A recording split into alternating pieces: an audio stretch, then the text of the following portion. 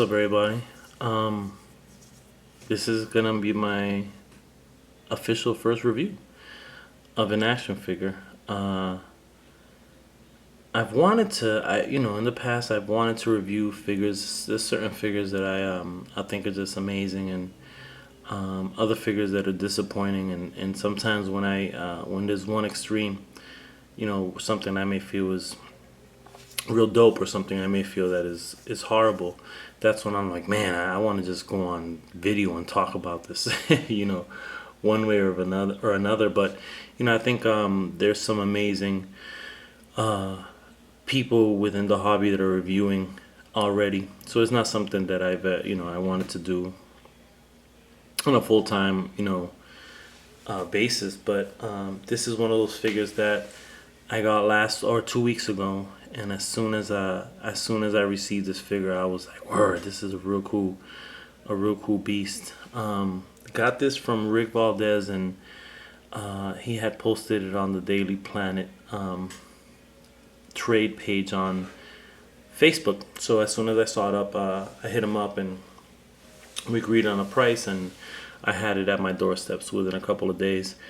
About a year ago, as I started kind of getting a little more into updating my legends, I wanted to get a secondary beast, as I had the original Toybiz, and as I was kind of researching what Marvel Legends had to offer, is not something I was super excited about.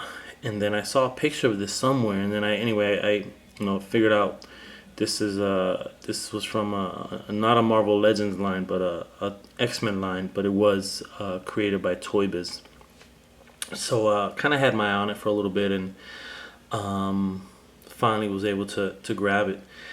So again, I have no experience as a reviewer, but I will give you my very best. So first we'll just kind of go a little bit through the articulation. Then we can talk about the paint applications, and then I can give you my pros and cons. So the articulation, first and foremost, we have his head goes about that far up, and it doesn't go down too much. It does a little bit. The ab crunch allows him to look a little bit further down. The ab crunch doesn't go too far down, and it doesn't go too far back. It goes about that far. And down, it's probably around there. He has, in terms of articulation for the arm, shoulder, I can go that high and rotate all the way around. He has a bicep swivel, double jointed elbows, although you can get his can't get all the way down because of his muscle. He also has rotation here at the wrist, a hinged wrist as well, and his hands are hinged, or his fingers are. His thumb is not. The other hand and arm, exact same thing except for the hand, where although there is some articulation there, it's more kind of like that, as opposed to the other hand that's kind of made to grip the weapons that he came with. Again, that's about as far back as you can go. That he has a waist swivel, and then when it comes to the legs, he has double jointed knees, and it goes back pretty far, considering that he has kind of this little protector thing around his the bottom of his leg. He does have toe articulation, and there is a pivot on the ankle. Then this is where my inexperience comes in. I'm not sure if this is what is a T joint. I need to find out what the difference between a T joint and a Y joint. But anyway, you can do a complete split. So that's pretty much it in terms of articulation. Paint application, I thought they did a pretty good job. I think his face looks pretty dope. The eyes, I don't know if you can tell on the video, but the eyes almost seem to have like this glossy finish, so it kind of gives it a good look. I think overall the paint job came out pretty good. You can see a little bit of a wash on the fur, a little bit of a fade here, from gray to black. He has a green, kind of a, I don't know, clover green is what I'll describe it as it reminded me of a spray paint that I used to use, a Krylon spray paint back in the day called clover green. He has his nails are gray, and it's goes for both hands as well as his toes. X-Men logo, he has it here, and it's just kind of gold, red in the middle with the black X, which is kind of dope. These little canisters here are individually painted, and then here it's same deal with the X, but it almost seems like that red is kind of faded. It's supposed to be red, but you can see more of the red up here than down here. So that's about it for the paint. Same deal on the back. The green, I don't like, so anyway, real quick, the green is chipping away already here, just because of the articulation. So I think it was bad placement of that green. I mean, he has enough X's already on his knees, you know, the logo here, to have it yet another spot wasn't necessarily something they had to do. So that's one of my gripes. The color green, I mean, it's a stealth beast. Why is he, you know, he has this bright green, the safety green.